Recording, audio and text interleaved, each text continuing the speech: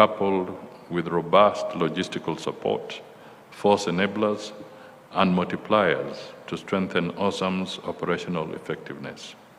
We therefore appeal to your respective governments to consider extending support to AWESOM.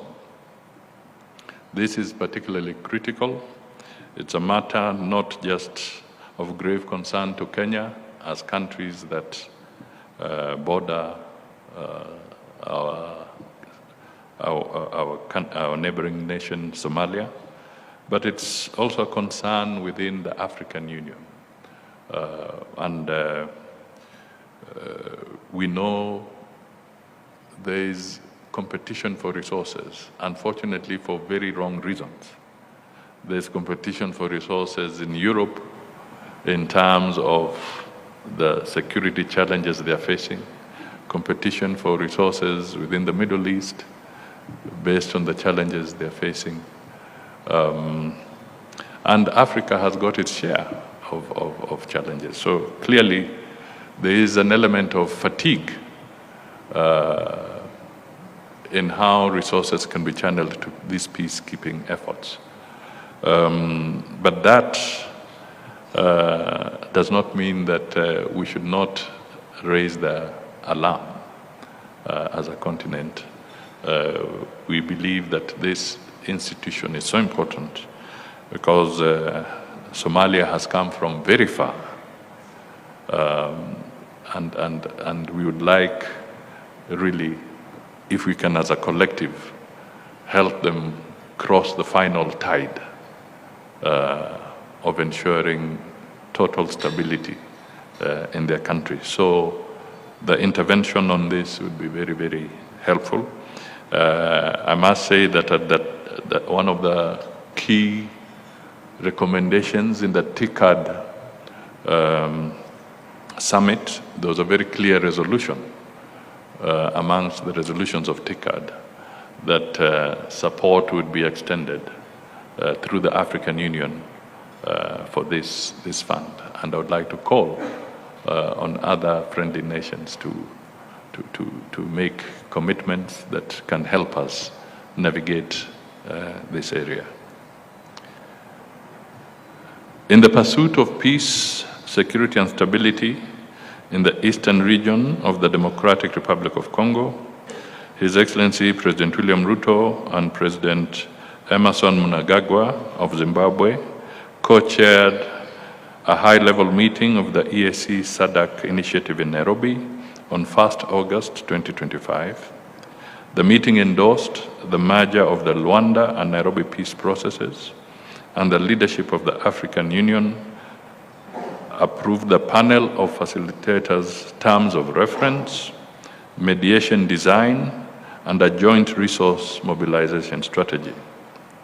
Lasting peace in Eastern DRC requires a long-term, multifaceted strategy that integrates security, governance, and economic revitalization, and social cohesion while safeguarding human rights. Kenya hosted members of the high-level panel for the review of AU's governance, peace and security frameworks from 1st to 5th September 2025, a reform process chaired by President Ruto. This initiative aligns with Kenya's foreign policy principle of Pan-Africanism and underscores the country's unwavering commitment towards strengthening the African Union. Kenya firmly believes in an African Union endowed with robust mechanisms to effectively address peace, security, and governance challenges, particularly at a time when the global order faces unprecedented strain and collective action is at its lowest. Kenya has and continues to champion for peaceful means and dialogue towards resolution of conflicts. Kenya therefore endorses the declaration for implementation of the two-state solution conference held in July 2025 in New York. The declaration emphasized the need for collective actions towards finding a lasting peaceful solution. Let me talk briefly around Haiti. Since the deployment of the Kenya-led multinational security support mission in Haiti, notable gains have been achieved despite the challenges faced, including the loss of lives of our security personnel. More recently, we lost an officer by the name Mutuku. They were involved in an accident in Haiti. The United Nations Security Council is expected to consider the United Nations Secretary General's February 2025 recommendations, which propose, among others, enhanced logistical and operational support to the mission through the creation of a UN support office in Haiti and the transition of the MSS mission to a gang suppression force. A decision is expected during the renewal of the mission's mandate, which is set to expire on 2nd October 2025. That is just about 2.5 weeks from today. The MSSM mission presents a critical and time-bound opportunity to reverse Haiti's worsening security situation and lay the foundation for a return to democratic governance. The sustained commitment and solidarity of international partners is essential to enable the mission fulfill its mandate. Kenya remains fully committed to the mission's success and continues to appeal for adequate and predictable financial resources, equipment, and logistical support from the international community. If I may just pause a little, this is 1 year since. Exactly in September last year, President Ruto actually flew to Haiti on his way to the UN General Assembly meetings. So 1 year today, the timelines were well defined in this framework. There have been challenges. Commitments have been honored in certain circumstances, and others have not been honored.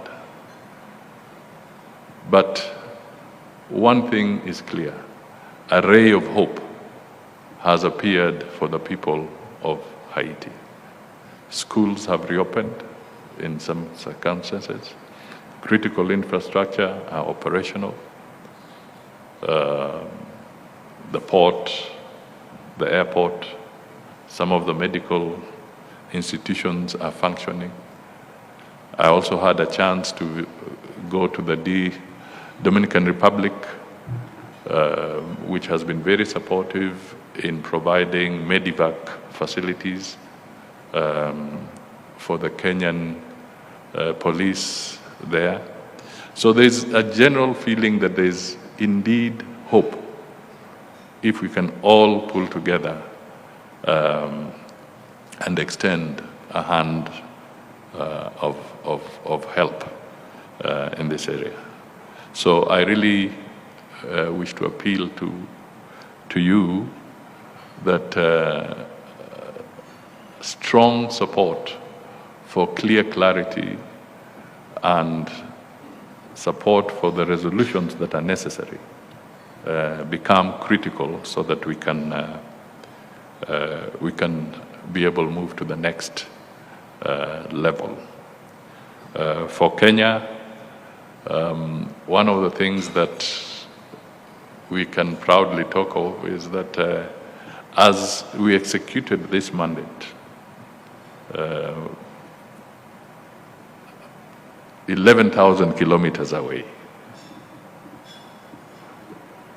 there has been no record of a human rights violation by the police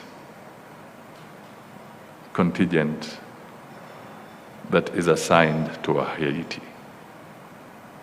Not a single complaint of Kenya's police brutality or human rights violation.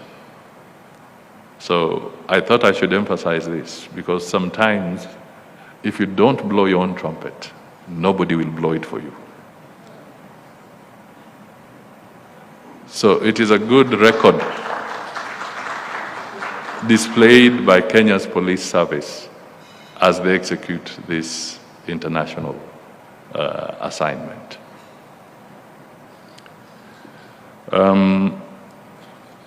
Your Excellencies, more than ever before, the global turbulence calls for intensified regional integration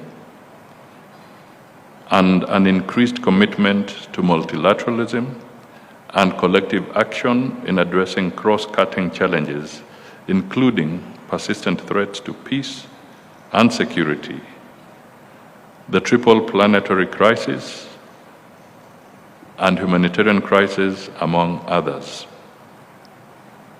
Kenya remains firmly committed to international law, established norms, and the rules-based multilateral order. While this system is not without its shortcomings, it endures as a vital framework for global cooperation. Kenya will therefore continue to consistently and resolutely champion for the multilateral reform agenda. Your Excellencies, the 80th session of the United Nations General Assembly is fast approaching. This year's theme, Better Together, 80 years and more for peace, development, and human rights, is both timely and significant as it affirms the enduring relevance of the United Nations in advancing the collective aspirations of peace, security, stability, and humanity. At a time of increased global complexities, this theme serves as a reminder that our strength lies in our unity, cooperation, and shared responsibility.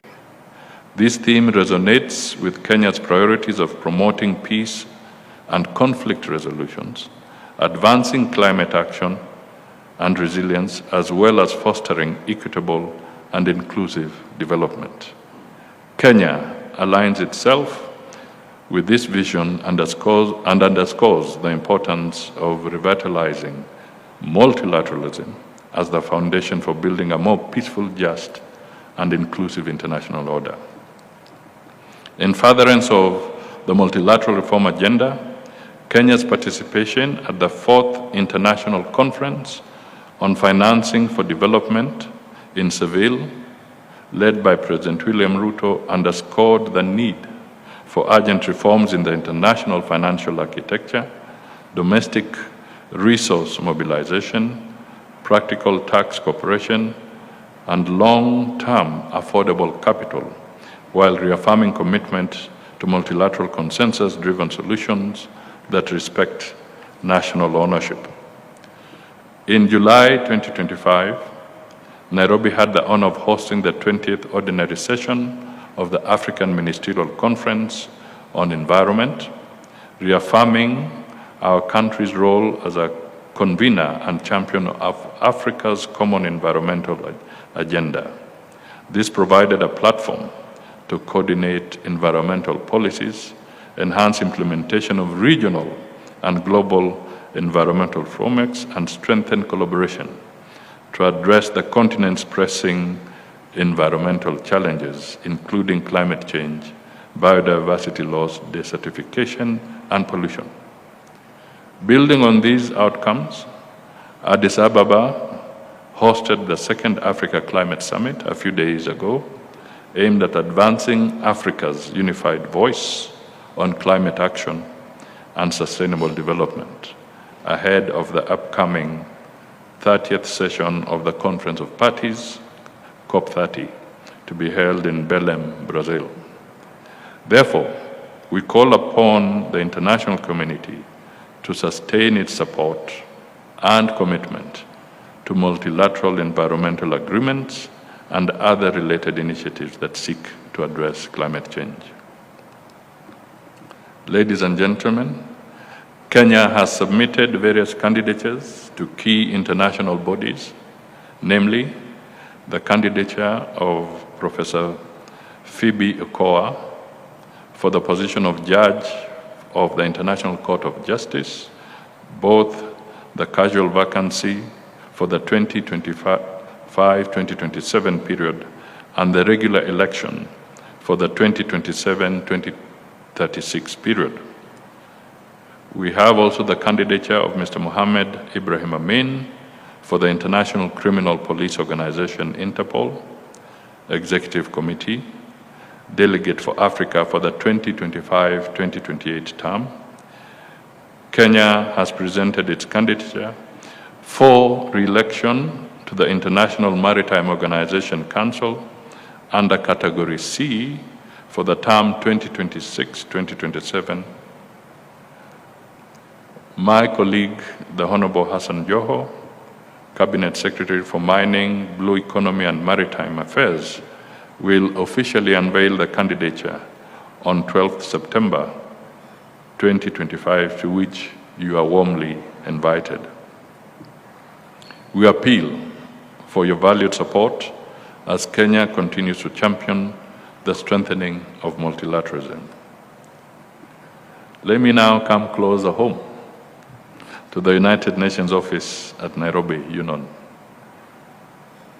Kenya deeply values the long-standing strategic partnership with the United Nations. In July, His Excellency the President, Dr. William Samoei Ruto, and myself visited the United Nations office at Nairobi, Union, as well as the Union's Green Building, which is a flagship example of sustainable infrastructure in Africa and a point of pride in Nairobi's positioning as a UN city. These visits reaffirmed Kenya's unwavering commitment to facilitating the operational needs of the United Nations. The government is ready to undertake the necessary investments aimed at providing robust infrastructure, a safe and welcoming environment for UN staff and their families, and a vibrant, diverse diplomatic community. Additionally, Kenya continues to advance Nairobi as a hub for multilateral diplomacy. We welcome the Gigiri Master Plan, a major upgrade of the Union Conference facilities built in 1985. The modernization was approved through the UN General Assembly Resolution 78/253. The Gigiri Master Plan is envisaged to expand Union's capacity to accommodate up to 9,000 in-person delegates at peak capacity. This reflects the United Nations' strong commitment to supporting Union, the only UN headquarters in the Global South. Kenya looks forward to the planned relocation of operations of 3 UN agencies from New York to Nairobi, namely UNICEF, UN Women, UNFPA, and assures of the government's sustained support for the Gigiri Master Plan. On this, we were conducted on the tour by Her Excellency Madam Bangura, and I can only say she deserves a clap for being very supportive on this cause.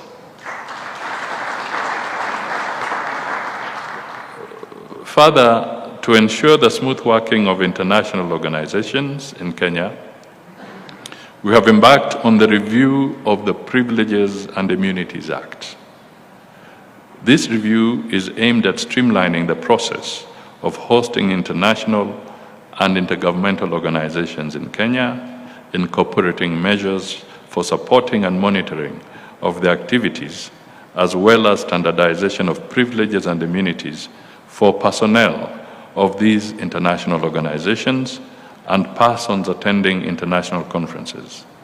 This review process is set to undergo public participation, and we shall be coming to you, the Diplomatic Corps, for comments and contributions towards enriching the draft bill before enactment by the National Assembly. We really look forward to your comments on this. We would like to have the best practices incorporated and domesticated in our laws. So make sure your pens or your laptops are functional so that we can get your input to this particular proposed amendment.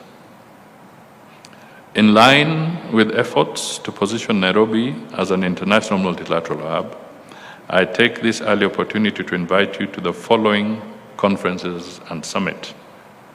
1, the 24th Summit of the COMESA Heads of State and the Government that will take place from 7th to 9th October 2025 at the Kenyatta International Convention Center, KICC Nairobi, under the theme Leveraging Digitalization to Deepen Regional Value Chains for Sustainable and Inclusive Growth. 2, the 7th session of the United Nations Environmental Assembly, UNEA, which will take place from 8th to 12th December 2025 at the United Nations Environmental Program headquarters in Nairobi, Kenya, on the theme Advancing Sustainable Solutions for a Resilient Planet. 3, the Kenya International Investment Conference to be held in March 2026. And 4th, the Africa-France Summit, jointly hosted by Kenya and France, to be held in May 2026 in Nairobi, Kenya. Kenya will make history as the first non-Francophone African country to host this summit since its inception in 1973. The summit is envisaged to strengthen relations and Africa's voice, especially on global economic issues of interest to Africa and France. We have also engaged in sports diplomacy. Kenya is deeply honored to have co-hosted the just concluded Africa Nations Championship CHAN 24 football matches alongside Tanzania and Uganda. The CHAN 2024 reaffirmed the spirit of Pan-Africanism and provided an important platform for fostering regional integration, celebrating African talent, and promoting youth empowerment through sports. Beyond the matches, the championship created opportunities for economic activity, strengthened cultural exchanges, and enhanced Kenya's visibility as a hub for international sporting events. Building on the lessons and successes of this tournament, Kenya stands ready to host the Africa Cup of Nations, AFCON, set to take place in 2027. Your Excellencies, let me get to my closing remarks. In conclusion, I reaffirm Kenya's unwavering commitment to multilateralism as the surest path to addressing the complex challenges of our time. Guided by our national priorities, we shall continue to forge partnerships that advance peace, security, sustainable development, and a shared prosperity. Looking ahead, Kenya stands ready to work hand in hand with all partner states in a spirit of unity and mutual respect to help build a just, inclusive, and sustainable world for the mutual benefit of present and future generations. Once again, I thank you for your attention. I look forward to our continued cooperation. Asanteni sana. God bless you all and God bless Kenya. And I'll make sure that the speech is shared in soft copy because it was fairly elaborate. I think I have earned my stay on this podium. Thank you.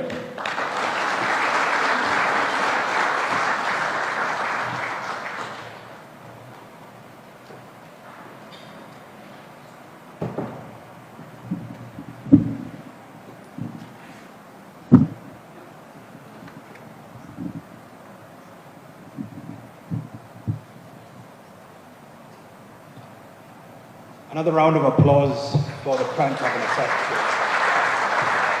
I think he's briefed us on a wide range of issues